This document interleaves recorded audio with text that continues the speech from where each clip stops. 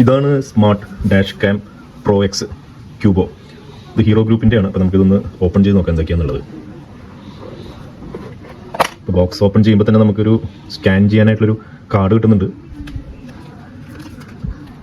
പിന്നെ ഇത് കാറിൽ ചാർജ് ചെയ്യാനായിട്ടുള്ള സംഭവമാണത്. ഇതാണ് നമ്മുടെ ക്യാമറ വരുന്നത്.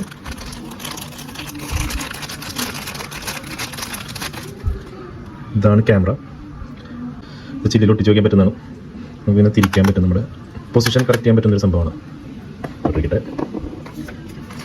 അതിൻ്റെ അകത്ത് ഇത് ക്യാമറ കണക്ട് ചെയ്ത് ചാർജ് ചെയ്യാനായിട്ടുള്ള കേബിള്. പിന്നെ ഇത് നമുക്ക് കാറിൻ്റെ കാറിൻ്റെ ഉള്ളിൽ അഡ്ജസ്റ്റ് ചെയ്ത് വയ്ക്കാനായിട്ട് ഉപയോഗിക്കാൻ പറ്റുന്നൊരു ഇൻസ്ട്രുമെൻ്റാണ്. ഇത് ഒരു സ്പെയർ ആയിട്ടുള്ള ഡബിൾ സൈഡ് സ്റ്റിക്കറാണ്. ഒരെണ്ണം ചീത്തായി കഴിഞ്ഞാൽ നമുക്കിത് ഉപയോഗിക്കാനായിട്ട് പറ്റും.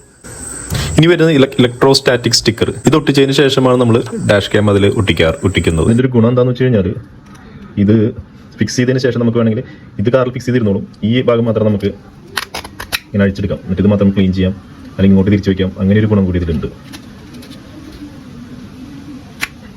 ഇത് പ്രസ് ചെയ്തിട്ട് വേണം അഴിക്കാനും ഓപ്പൺ ചെയ്യാനും. ഇനി നമുക്ക് കാറിൽ ഇത് ഫിറ്റ് ചെയ്യുന്നത് എങ്ങനെയാണെന്ന് നോക്കാം. ആദ്യം കാറിൻ്റെ വിൻഷീൽഡ് നല്ല രീതിയിൽ ഒന്ന് തുടക്കിയ ഒരു മൈക്രോ ഫൈബർ ഉപയോഗിച്ചിട്ട് എവിടെയാണോ നമ്മൾ ഡാഷ് ക്യാം ഫിക്സ് ചെയ്യാൻ പോകുന്നത് ആ ഭാഗത്ത് നമ്മൾ ആദ്യം ഈ ഇലക്ട്രോസ്റ്റാറ്റിക് സ്റ്റിക്കർ, നമുക്ക് തന്നിരിക്കുന്ന ഇലക്ട്രോസ്റ്റാറ്റിക് സ്റ്റിക്കർ കറക്റ്റായിട്ട് അതോടെ ഒട്ടിക്കുക. അപ്പോൾ നമ്മളത് ആദ്യം ഇലക്ട്രോസ്റ്റാറ്റിക് സ്റ്റിക്കർ ഒട്ടിക്കുന്നു. അതിനുശേഷം കറക്റ്റ് പൊസിഷനിൽ നമ്മുടെ ഡാഷ് ക്യാമിൻ്റെ ഡബിൾ സൈഡ് സ്റ്റിക്കർ ഉപയോഗിച്ച് ഡാഷ് ക്യാം അവിടെ ഫിക്സ് ചെയ്യണം. ഈ ഡാഷ് ക്യാമിനൊപ്പം തന്നിരിക്കുന്ന പവർ കേബിൾ, നമ്മുടെ അതിൻ്റെ ഒപ്പം തന്നെ കൊടുത്തിരിക്കുന്ന ചാർജർ കാറിൻ്റെ സോക്കറ്റിലേക്ക് 12 വോൾട്ട് ചാർജർ കാറിൻ്റെ സോക്കറ്റിലേക്ക് കണക്ട് ചെയ്തിട്ട് ഈ പവർ കേബിൾ ഞാനിപ്പോൾ തൽക്കാലം ഇതൊന്നും ഇൻസ്റ്റാൾ ചെയ്ത് കാണാനായിട്ട് വെറുതെ നേരിട്ട് ഇതിലേക്ക് കുത്തുകയാണ്.